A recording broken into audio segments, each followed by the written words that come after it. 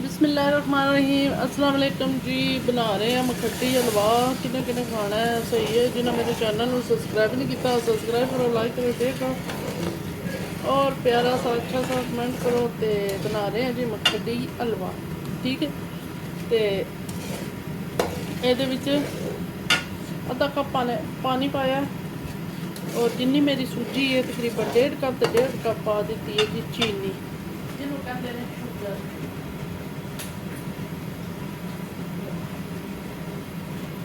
डालडा घ्यो देसी घ्यो नहीं सी ते ओहदी भी जरूरत नहीं। तो ये पा देंगे जी तकरीबन जो है ना हाफ कप के करीब ऑयल। अगर थोड़ा हो फिर वो पा लवेंगे जी। अगर इन्ना ही पूरा हो गया तो ठीक है। ये जी बनाएंगे पत्त,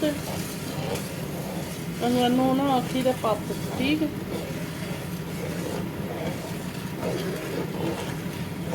चीनी नू करांगे जी ब्राउन के हलवा साडा बने गुड़ की तरह। ठीक है, मज़ेदार सा।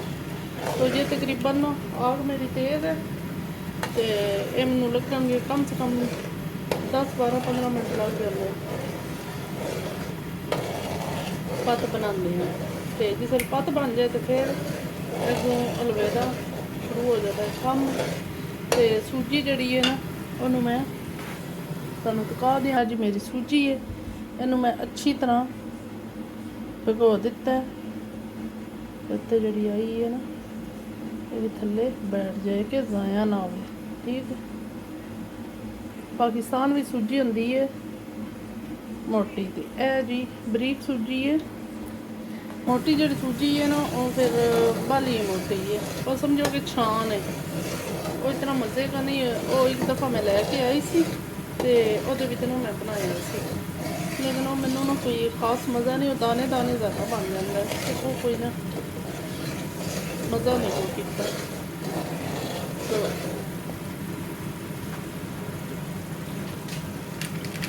अगर आप झुके में हैं तो आप ये वाली जो है ना सूजी इस्तेमाल करें। ਇਹਦੇ ਨਾਲ ना बड़ा मज़े का मखट्टी हलवा बनता है। ठीक है, वो रेड पैकेट विच है वो वाला इन्ना मज़े तो नहीं बनता, पर्पल वाला बहुत मज़े हलवा बनता है।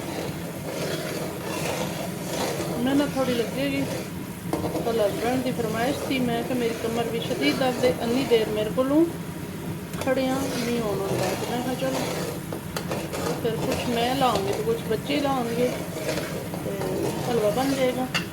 इधर की मैं कट के रखी है बादाम और इधर आएगी जी अल्लाह ताला भला करे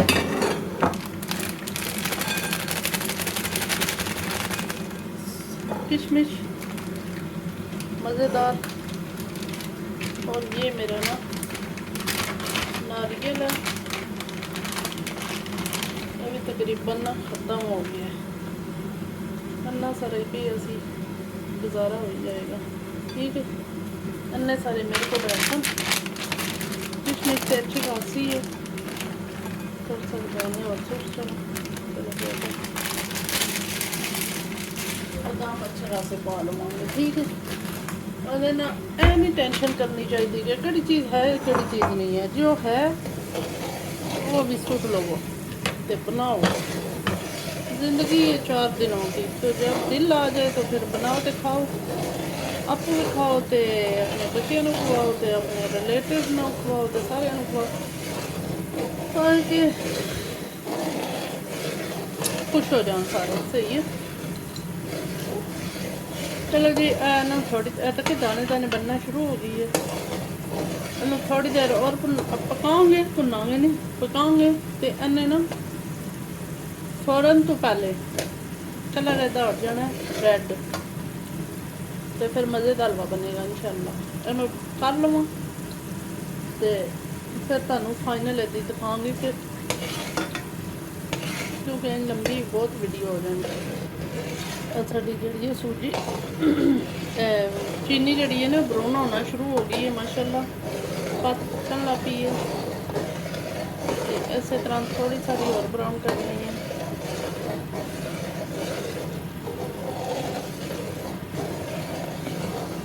बस मज़े की ब्राउन होने लगी है, सही है। तो पहले थोड़ी अग आहिस्ता कर देंगे कि ना जल ना जाए। अग आहिस्ता कर दी है। तो हुण असीं ना ये जो सूजी विच पानी सी ना वो मैं उत्थों उतार लवां तो फिर ये सुटांगे, सही है। क्योंकि इस तो ज़्यादा अगर होई ना तो फिर इन्हें जल जाना।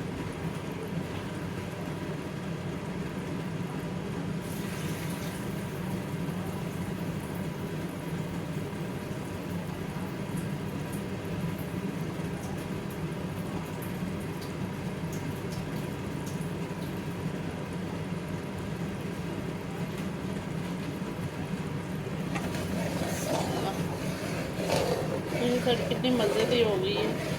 तो यह सूजी तू सारा पानी मैं ला दिता है, इसका इस करके सुटांगे।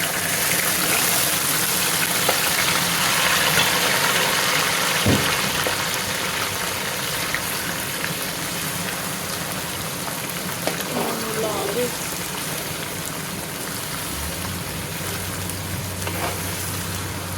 आजकल ना एक्स बन शुरू होता है। इनू हो ऐसे ऐसे लागे छोटी बन के इन मैं अच्छी तरह मिक्स कर लवा तो फिर कितने मज़े की बनेगी। ठीक है, ये देखिए कितने मज़े का इसका कलर आ गया। ये वैसे तो ना ये समझे कि पक गया है, लेकिन ये पक्का नहीं है अभी। ये ना बनेगा तो फिर देखना।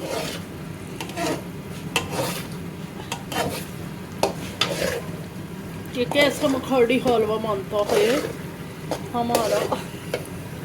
ये देखें जी हमारा हलवा माशाल्लाह ये अभी ना कच्चा बन रहा है। तो इसको ना तकरीबन आधा घंटा लग जाएगा पकते पकते। तो फिर आपको दिखाएंगे कि हमारा कितना मज़े का टेस्टी टेस्टी हलवा बनता है। अने कोई अन्नी नहीं को मजाक है हलवा बनाना है, अन्ना मजाक नहीं है पर अन्ना सीरियस भी नहीं है। बनाओ तो बना सकते हो, ठीक है। इसमें जी मैंने 2 ऐड किए हैं अंडे। तो हूँ यदि ना गोडी शुरू है, सही है। इसको कहते हैं गोडी। तो हलवा जो है ना फिर दाने तक बनता है हल्की आंच पे।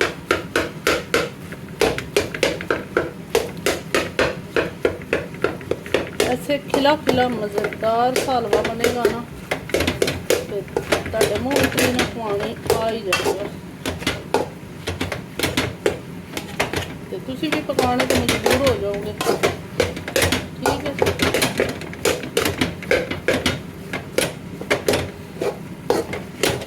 जितनी सूजी हो ना उतना ही जो है ना ये पैंदी है चीनी।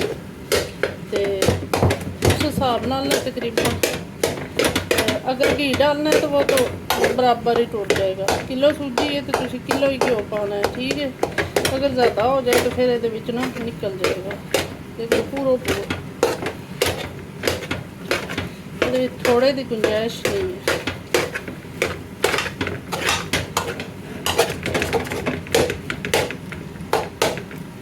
एक ना ये चूल्हा हो ना दूसरा तो फिर ये बहुत मज़ेदार हलवा बनता है। यानी कढ़ाई हिलती नहीं ना, वो ईंटों का चूल्हा हो गया। सिलेंडर से ना कढ़ाई खड़ना ये भी बड़ा काम है। ये जी असी पा देंगे मेवा जात सारे, ये भी अच्छी तरह ना ये भुज जाओ। बादाम ने ते सौगी ते गिरी धनिया कोई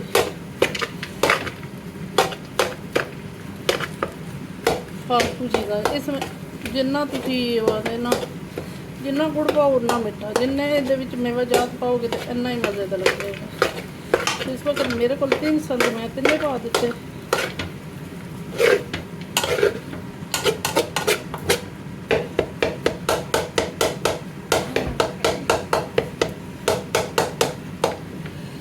तुसी ना जो हलवा बनाना है ना, अगर तुसी अंडे पाओगे ना फिर तो हलवा इस तरह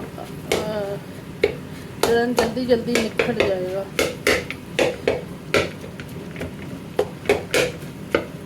बरीक सूजी है ना, तो फिर इनू करने वास्ते ना बड़ी मेहनत चाहिए होती है। माशाल्लाह हुण साडा हलवा तक बिल्कुल रेडी है।